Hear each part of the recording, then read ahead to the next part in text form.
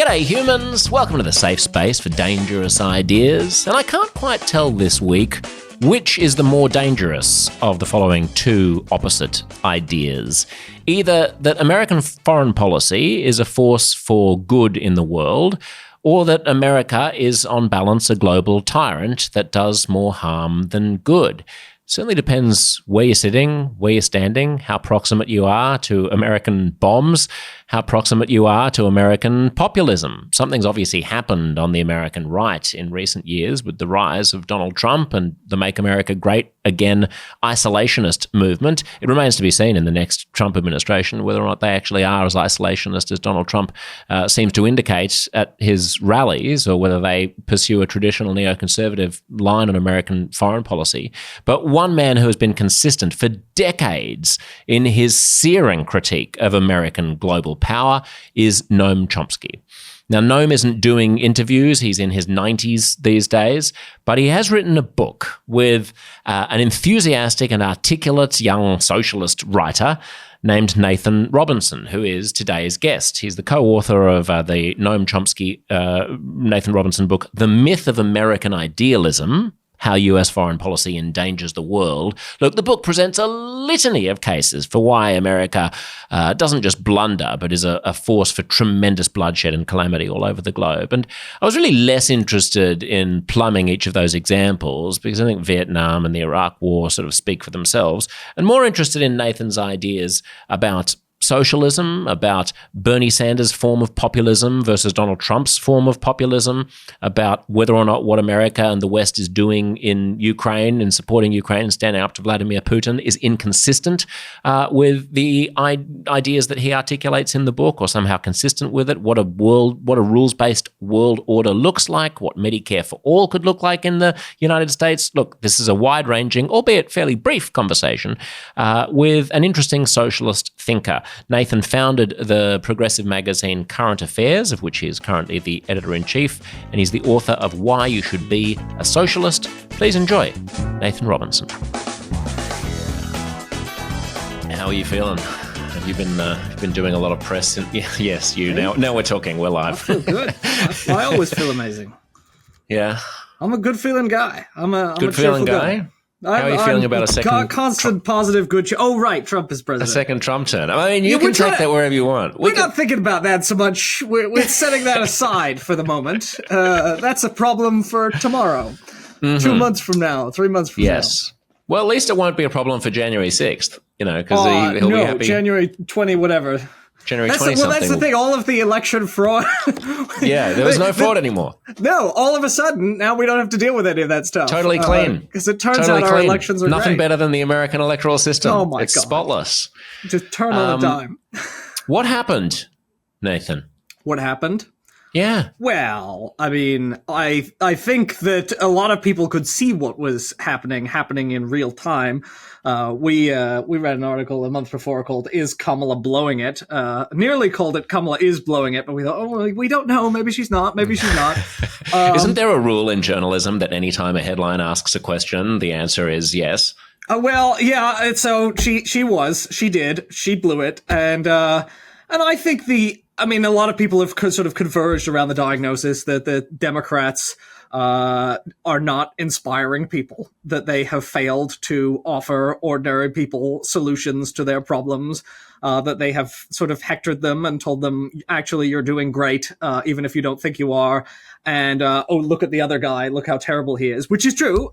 He's pretty terrible. But it turns out that approach doesn't, and word salad, people don't like the let them eat word salad approach. And so they want inspiring politicians. What do you mean by word salad?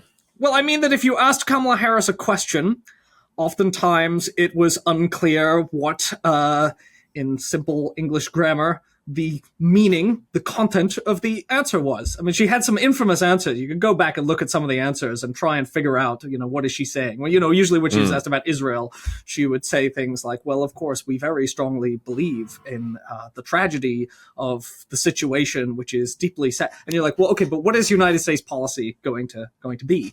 And people can kind of tell when you're being evasive, and she is an evasive person. didn't inspire anyone very much. And he I mean, it's it. a hard question whether or not evasion is preferable to bullshit. Because those were sort of the choices. You either had like small target evasiveness or big picture bullshit. And I guess people like confident bullshit more than equivocation. People do. I mean, but if you look at what Trump does, I mean, it's bullshit. But he says Trump has always like been very, very clear and direct in certain ways with people, where he says, you're suffering. It's their fault. I'm going to end it. It's a very, very clear message in a certain way. I mean, he says, I'm going to put we're going to fight China. I'm going to put tariffs on China. Where there's an invasion coming over the border. They're not stopping the invasion. I'm going to stop the invasion. We're going to keep the immigrants out. Everything's going to be cheap. America's going to be great again. I mean, that's his message. It's very, very simple. And it can be quite compelling to people. Yeah, that's interesting, isn't it? So there is at least a clear, coherent set of what I would probably say are still bullshit policies, because the connection between imposing tariffs on China and improving the lives of working class Americans in Appalachia is tenuous at best. That's right. But I take your point. But he makes promises, right? I mean, I think he's actually going to be quite unpopular, because the promises that he makes, he doesn't fulfill, right? Ultimately, he follows a strategy of just telling people, don't worry, everything's going to be amazing. Vote for me, and everything will all of your problems are going to be solved. I'm going to go in there. I'm going to stop the war in Ukraine in a day. I'm going to bring about world peace. I'm going to end, Israel-Palestine conflict. I'll end it.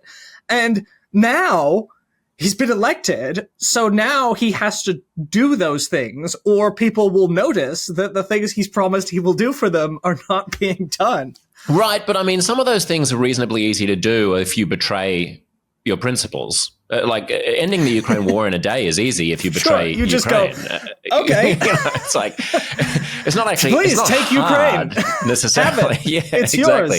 Yours. It's hard to end the war in Ukraine and also maintain an international system of deterrence towards aggressive actors. Yes.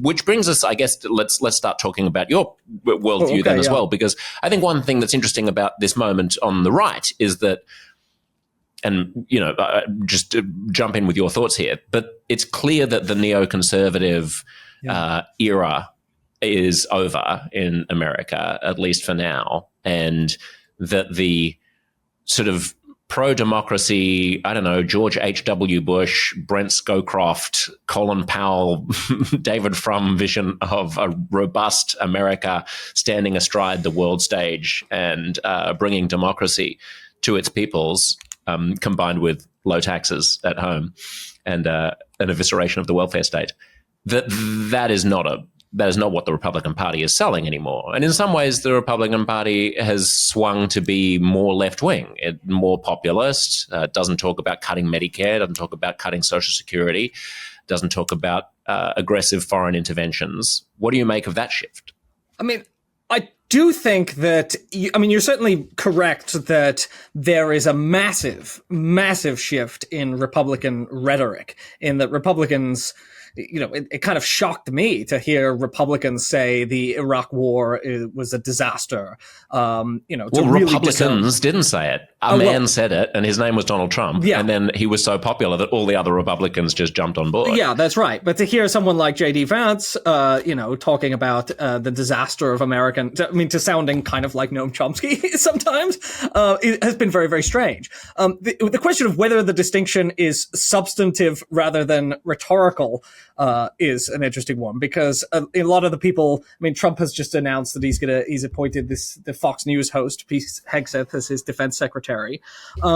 Whether these people are in fact going to be less confrontational abroad, I do agree. There's you mentioned Ukraine, there's clearly a huge difference between the stance that, for example, the neoconservatives in the Wall Street Journal maintain on Ukraine, where they say, we have a job to help Ukraine beat back Russia, and someone like Trump who says, well, how much are they paying us to do it? and if the answer is nothing, then why are we helping anyone? At the same time, some of the neoconservative rhetoric about spreading democracy was always a little bit fallacious. I think one of the things that we try and expose, and I think successfully expose in the book, is that the Iraq War spreading democracy was an ex post facto justification for that after the stated justifications fell apart, and the United States did not really have, and even the neoconservatives in the Bush administration didn't really have a sincere interest in the opinions of Iraqis about what ought to happen to their country. They didn't really consult with Iraqis. They didn't try and build a strong, vibrant Iraqi democracy. Well, they did consult with Iraqis who, I mean, that's a little unkind because there was such a broad coalition of people who were behind the Iraq War. The Christopher Hitchenses were saying before the Iraq War that one of the key principles was a humanitarian and democratic one. That, yes, they didn't consult a lot with the Iraqis because the Iraqis were under the thumb of a brutal authoritarian, but they wanted to create space in which the Iraqis could select their system of governance. It's just they did absolutely nothing whatsoever to create the institutions that would facilitate that. But that strikes me as a strategic error rather than necessarily a moral one. Well, I mean, we document the history of the Coalition Provisional Authority, which even as they were being told repeatedly, like, don't do these things, nobody in Iraq wants you to do these things, persisted in policies that drove the country into a disastrous civil war. Whether it's a well-intentioned mistake or whether it's just a deliberate ignorance of the opinions of the people that you're governing, I don't think you can get to the bottom of people's psychology. But I think that one thing that is argued by Professor Chomsky consistently is that the interest in the sincere interest even of the supposed democracy spreaders in actually building institutions abroad that authentically represent the interests of the people in the countries that we are imposing them on has been limited, especially when it conflicts with perceived U.S. strategic interests. Yes. So if you could do interventionism fully, like let's not ascribe to malice what can appropriately be described by or explained by incompetence, and let's assume that a theoretical neocon actually is concerned with creating a democracy in the country that they're about, in the authoritarian dictatorship that they're about to invade. It strikes me that still wouldn't be sufficient for you and Chomsky to support American interventionism qua American interventionism, right? Even if it was like, okay, well, here's $1 trillion for a Marshall Plan and we're going to build all the institutions, that still would not be warranted. I mean, it would really depend on the case and the plan, but I think the record of attempts to do this would caution that it's probably not going to work out in the way that it's promised to work out. And so, I mean, Afghanistan being a really clear example of this, where, essentially the government we built was deeply, deeply unpopular. And obviously the ending of that story was tragic. I mean, I suppose it's a case-by-case basis, isn't it? Because Germany after World War II, Japan after World War II, Grenada, East Timor, there are success stories where, like, there are pre-existing countries that have, I suppose, the capacity to embed green, to seed green shoots in where it can work and where they can be shepherded towards something better. But perhaps a Central Asian tribal republic coming out of decades of subjugation and war is not necessarily the best candidate. Yeah. And there's clearly a lot of dishonesty as well in the presentation of what we're actually doing. I mean, one of the things, one of the reasons that we review the Vietnam case in such detail is because that's a case where the same rhetoric is used about, well, we're trying to preserve the democratic institutions for the people of Vietnam, whereas what's actually happening on the ground is the defense of a dictatorial government because we fear that the results of elections would put communists in power. So, you have to be careful because, as we point out, no matter what a government is doing, it always claims that it believes in the spread of freedom and prosperity and all of the wonders of our system to other countries. I mean, isn't there also a risk that we're always fighting the last war and trying to not make the last mistake? Because, as you say, that was the error in Vietnam, that they were not actually giving enough credit to the aspirations of the Vietnamese people, because the Vietnamese might vote the wrong way and vote in communists. And then you fast forward a few decades and to come up to the post 9/11 period, and you mentioned Israel and Gaza. I mean, one of the contributing factors to the shitstorm that's happening right now is the fact that when Israel pulled out of Gaza in 2005, the Bush administration was so starry-eyed about spreading democracy throughout the Middle East that they insisted on elections in Gaza, when a lot of people were saying, like, there isn't enough of an institution of civil society in Gaza yet to force them to choose between a corrupt, moribund Palestine Liberation Organization and a jihadist death cult in the form of Hamas. You really should have you need to shepherd them in some more nuanced way towards democracy rather than just dumping it on them. And Condi Rice and George W. Bush were quite keen on just holding elections, and they had that happen. And what do you know? They voted for Hamas, and the rest is history. It's like we swing between idealism and pragmatism in ways that prevent us from making the last mistake we made, but encourage us to make new ones. Yeah, I mean, I do think that you should have sincere commitments and uphold them consistently. I do think that you shouldn't, if you're going to insist on an election, you have to accept the outcome of that election rather than once it's occurred, go, shoot, we shouldn't have, we only believed in democracy because we thought we were going to get the outcome that we wanted, which I think has been, unfortunately, a consistent pattern across the history of U.S. foreign policy. Yeah. And yes, exactly. And then the bad outcome in Gaza, I think, led to America's acceptance of a counter-revolution in Egypt during the Arab Spring, when the voters voted the wrong way and they didn't want to make the same mistake with the Muslim Brotherhood being in charge of Egypt. So they allowed the military to retake control. But this is all getting a little bit in the weeds. What should America's international position be? Well, I mean, one of the things that I think is a theme across the book is the idea that we have to actually be very sincerely committed to obeying the principles that we lay down so that we don't become the laughingstock of the world. So, the Iraq War was a war that was illegal. The Bush administration did not have, that was a criminal war. It was one of the most serious criminal wars of the 21st century. Now, and just clarify that for American listeners who may not quite understand that, because sometimes when I say this to Americans, they say, no, Congress voted for it. Yeah, and I say, There's this thing called international law. There's we're all bound by the United Nations Charter. Yeah. The use of force in international affairs is restricted to force that is explicitly approved by the UN Security Council, except in very narrow cases of self-defense. And even then, you're only allowed to defend yourself until the Security Council decides on a course of action. So essentially, we should live by the rules that we now want to enforce on people like Vladimir Putin. I think it's correct that we want to see Vladimir Putin hauled in front of the International Criminal Court.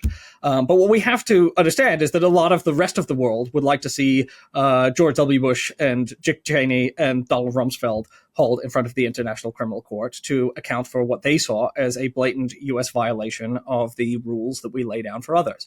And I think that's fair. We have to understand why other countries might be upset at our perceived violations of rules that we, over the course of the entire post-war history of the United States, are perceived violations of rules that we want. We want to govern international affairs. We don't want aggressive warfare to be conceivable in our time.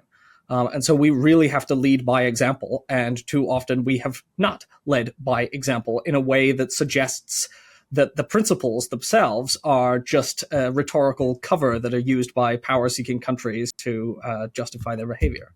What of the argument that the Security Council's composition and the structure of the UN was set in aspic at the end of World War II, largely as an accident of who happened to be in which alliances that won, and that it's no longer tenable for international justice to be held hostage by the veto of China and Russia? Well, it's a fair argument. The problem is, again, you have to be willing to apply it consistently, right? I mean, if we a lot of times the argument will be made the other way, which is to say that why should the United States have unilateral veto power? I mean, we saw over the course of the Israel-Gaza conflict. To hear the rest of this conversation, go to uncomfortableconversations.substack.com/listen, and you will get your own personal premium podcast feed with at least 3 extra episodes of the podcast every month and heaps of extra stuff, including the remainder right now